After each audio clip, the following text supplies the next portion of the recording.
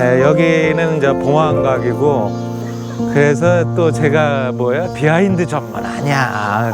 그걸 들어야지 그 뒤에 얘기를 좀 입체적으로 이해할 수 있다. 나는 죽어 있는 인물을 혼을 불어넣어서 생동감 있게 만드는 사람이 나야. 여기 동학의 3대 교주가 이제 의암 손병희 선생인데, 의암 손병희 선생은 어디 출신이죠? 청주 옆에 초정약수 있는데 거기 아니야.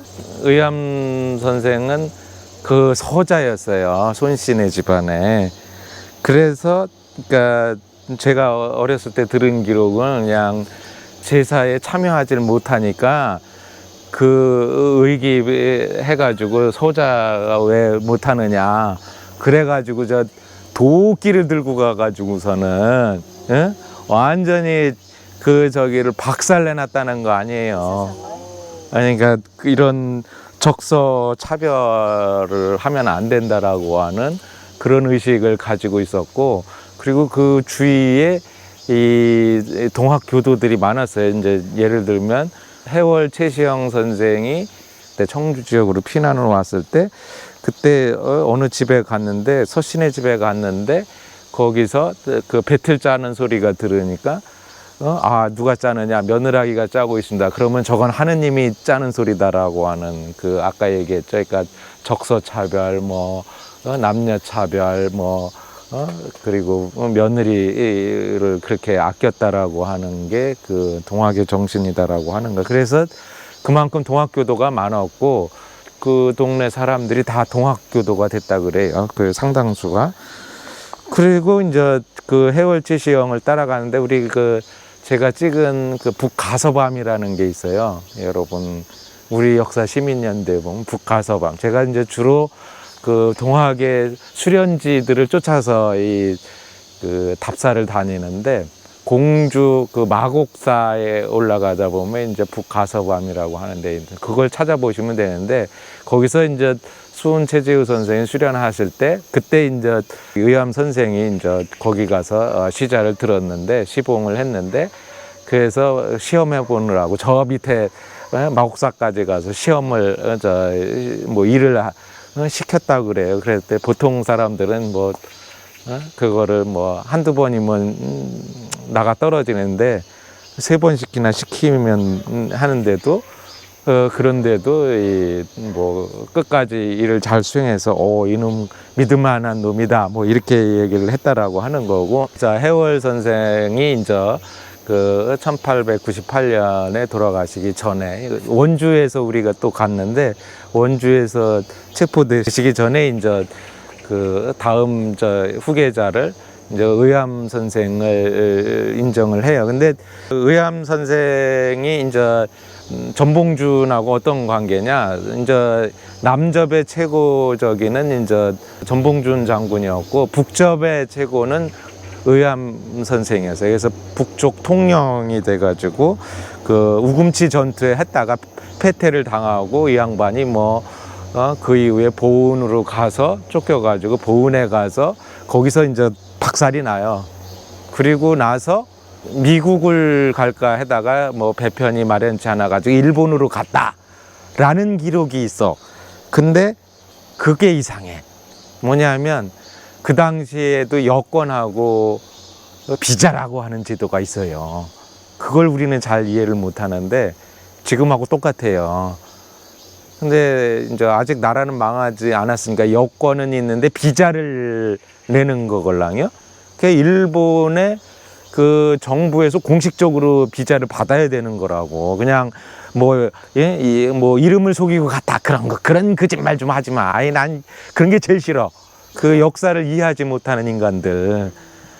그러니까 뭐냐면 아마 일본 측에서, 그러니까 그 동학농민 전쟁이 이제 끝나고 나니까 그 동학농민 지도자들을 포섭을 하려고 했던 것 같아요. 그래서 이 의암 선생한테 쉽게 말하면 그 포섭 대상이 됐던 것 같고, 의암 선생도 내가 이번 기회에 한번 일본을 가보겠다라고 하는 그런 생각을 가지고 있었던 것 같아요.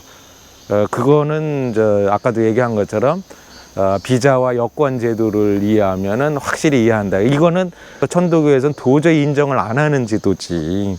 근데 제가 연구해 본 결과 그런 거다. 그러니까 주류에서 인정하는 거하고 저같이 비주류로 하는 사람들은 또 그게 다르다.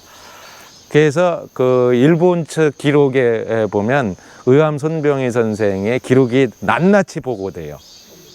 일본에 가서 행적이. 그러니까 일본 의암 선생뿐만 아니라 중국의 뭐 양계촌이 뭐 손문이니 뭐 이런 사람들 다 마찬가지야.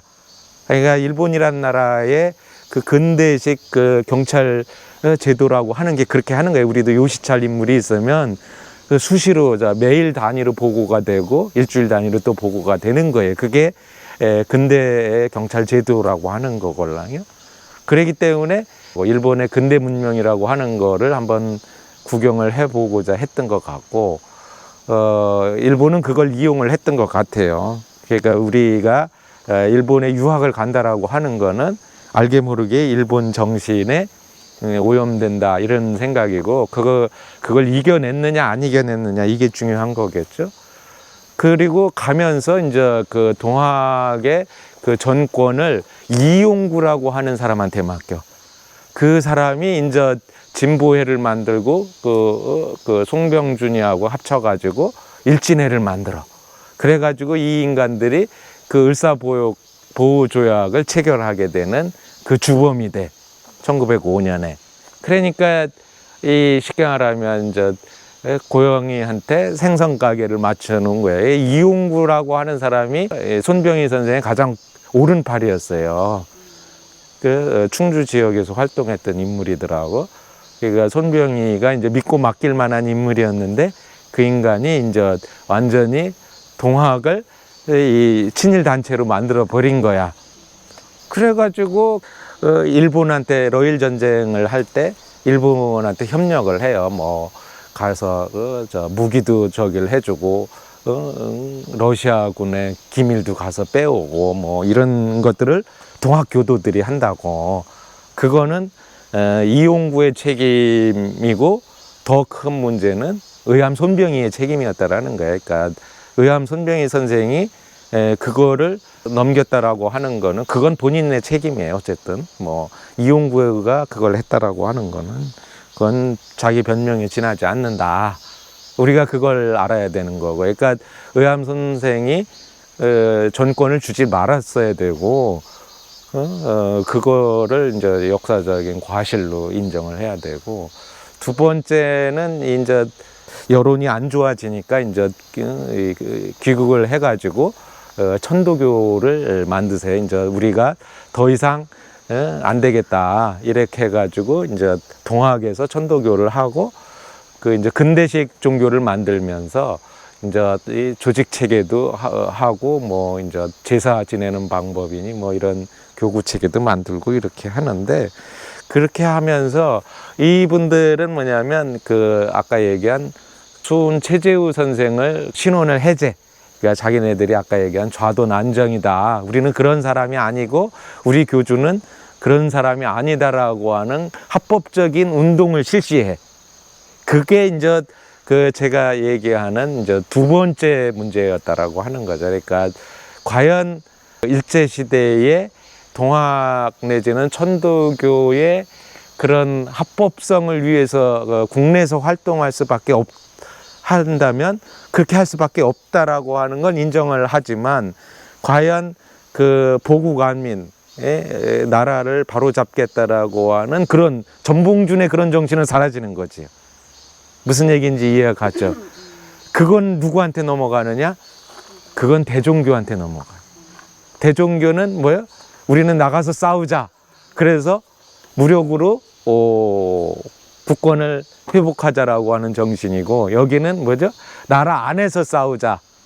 그러니까 나라 밖에 가서 싸우자라고 하는 게 대종교고, 나라 안에서 싸우자라고 하는 게 천도교였다라는 거예요. 그걸 잘 몰라. 왜 이걸 알게 되느냐? 내가 대종교 연구를 하다 보니까 이 사람들이 가지고 있는, 그러니까 이거를 동등하게 평가를 해야 돼. 자기네들만 3.1 운동만 중요하다라고 생각하고 자기네들만 중요하다고 생각하면 이거는 대종교를 무시하는 결과를 발생하는 거예요. 그리고 만주에서 일어났던 내지는 상해 임시정부에서 했던 대종교의 역할을 인정을 안 하는 거더라고. 이게 안타깝더라고. 그래서 그게 당시에도 그랬더라고. 그러니까 대종교인들하고 이 동학교도가 서로 협력을 하질 못해. 특히 의암 선생 같은 경우에 그렇겠지. 그런 걸 분명히 알고 있었음에도 불구하고 그거를 그 33인에 최소한 한 사람이라도 대종교인을 집어넣었어야 돼. 이거는 의암 선생이 33인에 천도교인 15인, 기독교인 15인, 그리고 불교인 3인 이렇게 만든 것까지는 잘했어요. 유교, 불교, 기독교까지는 한 거였는데 거기에 최소한의 대종교가 가지고 있는 그런 정신을 인정을 한다라면 최소한 한 명은 집어넣었어야 된다라는. 그렇게 해서 3.1 운동에 대종교인이 빠졌다라고 하는 거. 이거는 손병희 선생의 책임이다. 뭐 그런 것까지 할 수 있었느냐? 아니야, 해야 돼. 왜?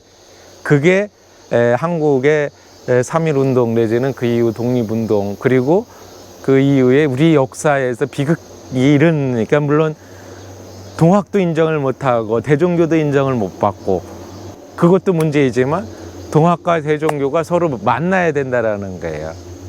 그러니까 동학은 지금 뭐 별 볼 일 없는 단체야. 근데 그 당시에는 300만이었걸랑. 근데 대종교는 한 10만 정도 됐어요. 해외에.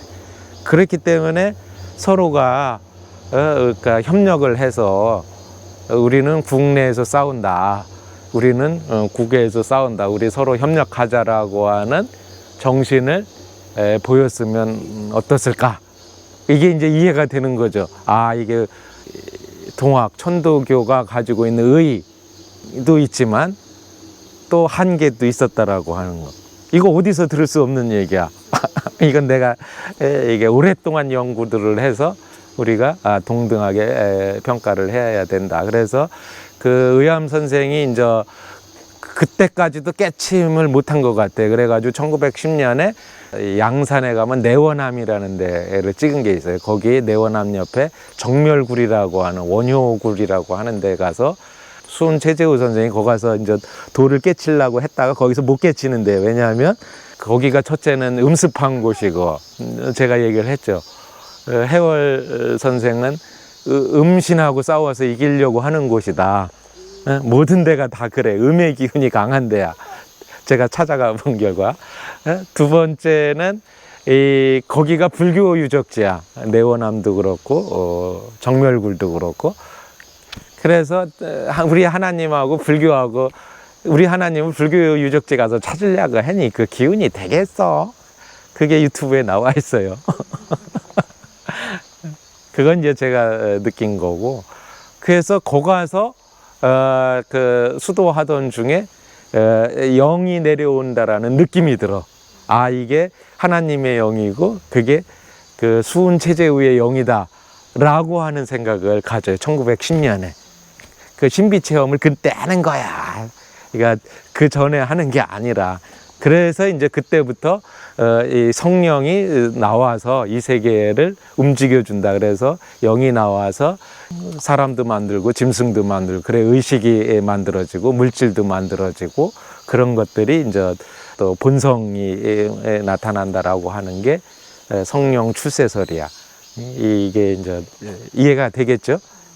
그렇게 해서 이 양반이 그때 자각을 했던 것 같아요. 그때 그 이전까지는 못 하신 것 같고, 제가 보기에는 아니라고 하실 분도 있겠지만, 그렇게 해서 이제 그 이후에 이 일본에 갔다 오면서 일본한테 무력으로 상대해서는 안 되고 문화운동을 해야 된다. 그래가지고 첫 번째는 교육운동을 해요. 그래서 그 보성 전문인이 그래서 그게 이제 나중에 그 고려대학으로 가게 되는 그런 거예요. 그러니까 원래 운영을 하다가 이제 3.1 운동 이후에 이제 김성수한테 넘겨가지고 그게 이제 나중에 고려 보성전문에서 이제 고려대학교로 가는 거고, 그리고 또 하나가 동덕여학교를 만들어요. 그래서 그 동덕여학교가 지금의 동덕여대가 돼요. 그리고 뿐만이 아니라 그 30여 개 학교에 그 지원을 해줘요. 굉장히 좋은 일을 많이 하신 거죠. 그 다음엔 출판사를 해서 박문각이라는 출판사를 만들어 가지고 그런 잡지를 만들어요. 뭐 개벽이라는 우리 그 나라 최초의 이제 종합 문예 잡지를 만들죠. 그러니까 그게 이제 사상계니 뭐 창비니 뭐 이렇게 문학과 지성이니 뭐 이런 책을 만들게 되는, 그거를 이제 아마 손병희 선생께서 그거를 일본에 가서 보신 것 같아요. 그러니까 앞으로는 이제 문화가 중심이어야 된다라고 하는 생각을 가지고 있었던 것 같고, 그런 돈들을 어떻게 마련했느냐? 그 성미에 이제 한 숟가락씩 밥을 할 때 한 숟가락씩 덜자 그래가지고 그걸 가지고 아까도 뭐 얘기를 했는데, 그 아마 의암 선생은 그걸 보신 것 같아요. 그러니까 첫째는 이제 근대적 저기를 해야 되고, 그러면 번듯한 여기 이 본사 건물이라든가 대교당이라든가 이런 봉황각이라든가 이런 건물들을 이게 짓는 데 관심이 많아. 그러니까 내 스타일이 보니까 이 양반은 굉장히 그런 해월 선생이나 수훈 선생은 인격을 고양하는 데 관심이 많은 데 반해서 이 의암 선생은 뭐냐면 물질적인데 굉장히 관심이 많아. 그러니까 이게 뭐 독립운동의 일환이다 이렇게도 얘기할 수 있지만, 그거보다는 이런 큰 건물들, 뭐 수훈회관 뭐 옆에 대교당 건물도 있고 이게 쉽지 않은 건물이라는 건 인정하는데, 이런 거를 했다라는 것 자체가 일본의 영향을 받았고, 가서 이게 물질 문명의 영향을 많이 받았고 앞으로는 그런 식으로 뽀대 나는 건물을 지어야 되겠다 라고 하는 생각을 가지고 있었던 것 같아요. 이해가 되죠? 그러니까 이거를 너무 좋게만 얘기를 하지 말고 그 시대를 생각을 한다라면, 수훈 선생이나 해월 선생은 이제 인간의 고향, 거듭남 내지는 자기 향상에 초점이 있다라면, 이분은 의암 선생은 그렇지 않은 굉장히 호방한 스타일이고 풍채도 고구이시고 뭐 이런 스타일인 것 같아요. 그래서 일본에 가서 그런 자본주의 문명에 굉장히 영향을 받은 거 아닌가, 그래야지 이게 설명이 돼요. 그런 운동을 했기 때문에 제 시대 때 말하면 문화운동, 뭐 어린이 운동이라든가 출판 그리고 교육 이런 것들이 다 이쪽 천도교에서 나왔다라고 하는 거, 그게 이제 우리에게 또 다른 의미를 지니고 있었던 거고, 그래서 의암 선생의 그 직계 제자들 안에서 이제 좌파 우파로 나눠지게 되는데, 그걸 제가 또 설명을 했는데, 그 의암 선생의 직계 계열들은 주로 이제 그런 일제 내지는 이런 사람들하고 협력 내지는 그 안에서 공간을 확보하고 있었던 반면에, 천도교 안에서도 좌파 계열들은 우리는 이렇게 하면 안 된다. 그래서 직접적으로다가 항일 투쟁에 관심을 지우고, 그래서 뭐 그 사람들이 이제 김일성의 보천보 전투라든가 그런 데 보면 천도교인들이 도와줬다라는 기록들이 나와요. 그러니까 김일성의 보천보 전투는 사실이에요. 그건 동아일보에도 나와 있는 거예요. 그거 뭐 아니다 이렇게 얘기하는데, 그거를 그 보천보라는 조그만한 경찰서가 있어요.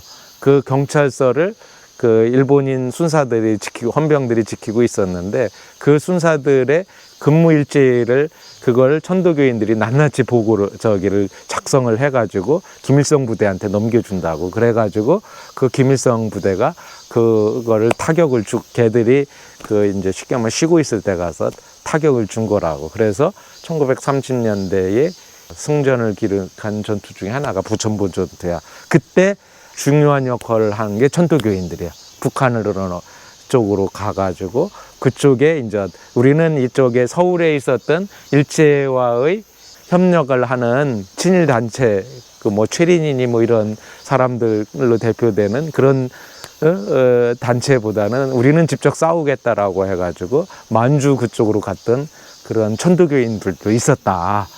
이거는 다 역사적 사실이니까.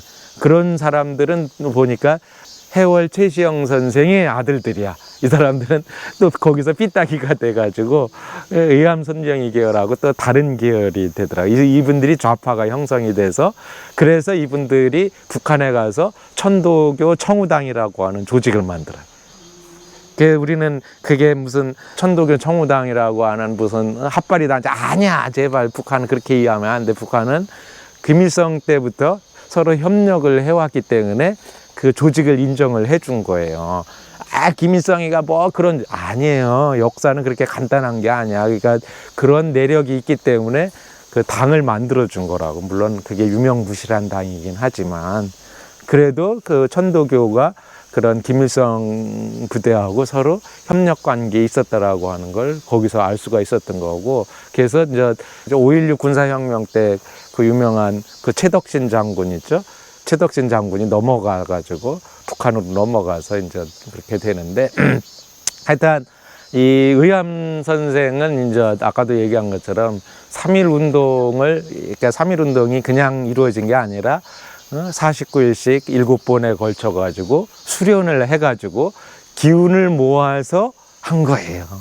그냥 이루어진 게 아니라고. 그러니까 왜냐하면 에너지를 집중을 시켜야 되고 그 에너지를 응축된 걸 가지고 3.1 운동을 한 거야. 그거를 사람들이 이해를 해야 되는데 그걸 첫째를 이해를 못해. 그냥 종이 나눠주고 만세? 아니야. 그런 거를 하려면 그걸 하려는 사람들이 우선은 자기 마음을 정화를 해야 되고 그래야만이 그거를 에너지를 응집을 시킬 수가 있고 그리고 그거를 이제 또 돈과 에너지를 집중을 시켜야만이 그걸 한 거는 그 의암 선생의 가장 큰 공로이고 그게 이제 우리가 임시정부를 만들어내게 되는 근본적인 계기였던 거죠. 그런 측면에서 그 3.1 운동의 가장 큰 주역은 의암 선생이었다라고 하는 거는 우리가 인정을 하지만 아까도 얘기한 것처럼 그게 뭐죠? 그 대종교하고 서로 연결이 돼야 된다. 왜냐? 이쪽은 주로 뭐요? 제가 얘기하는 내린공부 위주의 시천주조화정, 영세불명, 만사지라고 하는 주로 주문을 외우는 방식으로 갔던 거고 대종교는 뭐라고? 지감주식금축이라는 올린 공부 위주의 스타일이었다. 그래서 에너지를 쓰는 공부에서 이쪽은 주로 내린 공부 스타일로 공부를 한 거고 대종교는 올린 공부 스타일로 한 거다. 정충기장신명 우리 다 알죠?